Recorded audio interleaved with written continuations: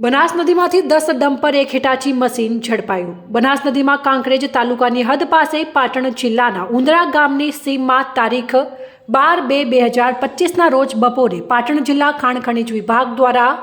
બનાસ નદીમાં ઓચિંતું ચેકિંગ હાથ ધરાતા પાટણ જિલ્લાના ઉંદરા ગામની સીમમાં બનાસ નદીમાં 10 ડમ્પર એક હિટાચી મશીન સહિત કરોડોનો મુદ્દામાલ ઝડપી પાડી કાયદેસરની કાર્યવાહી હાથ ધરવામાં આવેલ છે।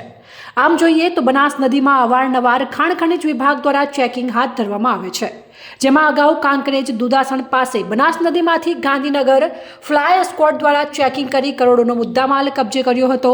જેને ઘણા દિવસો થયા નથી અને ફરી ઉંદરા બનાસ નદીમાં પાટણ જિલ્લા ખાણ ખનીજ વિભાગે કરોડોનો મુદ્દામાલ કબજે કર્યો। આમ દિન પ્રતિદિન રેત ખનન કરતા તત્વોને કારણે બનાસ નદી ખાલી થવાના આરે છે। અત્રે ઉલ્લેખનીય છે કે કાંકરેજ તાલુકાની બનાસ નદીમાં અરણીવાડામાંથી છેક સુદ્રોસણ સુધી બનાસ નદીના પટ્ટમાં જ્યાં લીજો સિવાય સરકારી પડતર કે ખેડૂતોના સર્વે નંબરવાળી જમીનોમાં મોટા પ્રમાણમાં રેતી ખનન ચાલી રહ્યું છે અને રાત દિવસ આ રેતી ખનન કાર્યવાહી ચાલતી હોય છે, જ્યાં હિટાચી મશીન રાત દિવસ ચાલતા હોય છે। આ રેતની માંગ ગુજરાત બહાર વધુ હોય છે અને રોયલ્ટી વગર ઓવરલોડ રેતી ભરી ડમ્પરો રાત દિવસ દોડી રહ્યા છે, જેથી નદીમાં ફાળવવામાં આવેલ લીજોની તપાસ કરવામાં આવે તો મોટું રેત કૌભાંડ પકડાય તેમ છે।